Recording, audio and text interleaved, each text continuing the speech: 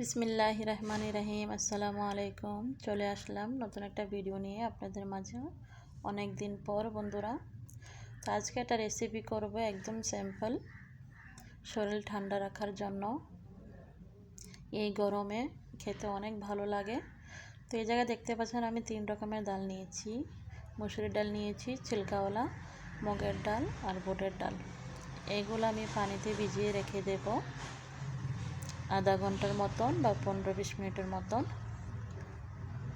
তারপরে এগুলো আমি সিদ্ধতে বসিয়ে দিব সামান্য একটু লবণ দিয়ে। তো এই জায়গায় দেখতে পাচ্ছেন না, আমি নিয়েছি সাজনা আর নিয়ে নিয়েছি একটা লাউ, এটা গোল লাউ। তো এগুলো আমি কেটে ছিলে নেব সুন্দর করে।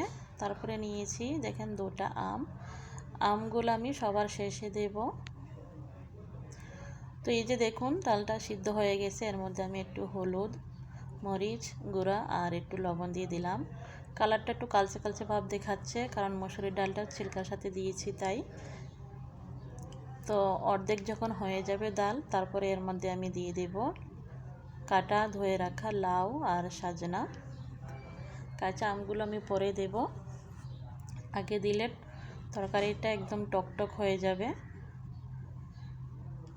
এই তরকারিটা গরম গরম ভাতের সাথে খেতে অনেক ভালো লাগে, শরীর আর পেট অনেক ঠান্ডা থাকে। গরমে এরকম তরকারি খেতে অনেক ভালো লাগে, আর বানাতে একদম সহজ আর কম সময়ে হয়ে যায়।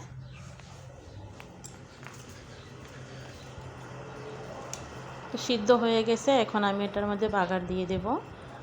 তো কড়াইতে তেল গরম করে নিলাম, এর মধ্যে আমি কালো জিরা আর জিরা দিলাম, তারপরে পেঁয়াজ কুচি দিয়ে দিলাম, একটু রসুন ছেঁচো করাও দিয়ে দিলাম। এই যে দেখুন হয়ে গেছে।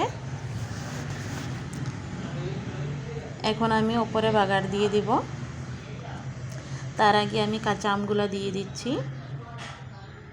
আমগুলো চেষ্টা করবেন সবার শেষে দিতে।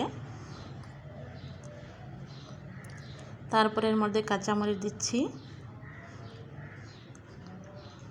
আমটা দিয়ে বেশি রান্না করবেন না বন্ধুরা, তরকারি গরমই হয়ে যাবে।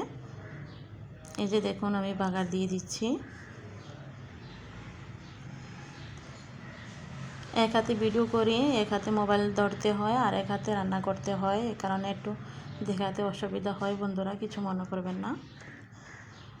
আর না টেনে পুরো ভিডিওটি দেখবেন বন্ধুরা। আর যারা প্রথমবার আমার চ্যানেলে ভিডিও দেখতেছেন, প্লিজ আমার চ্যানেলটি সাবস্ক্রাইব করে নেবেন আর আমার পাশে থাকবেন, ইনশাআল্লাহ আমি আপনাদের পাশে থাকব। তো সবার শেষে আমি ধনেপাতা দিয়ে দিলাম। এভাবে তরকারি রান্না করে খেয়ে দেখবেন।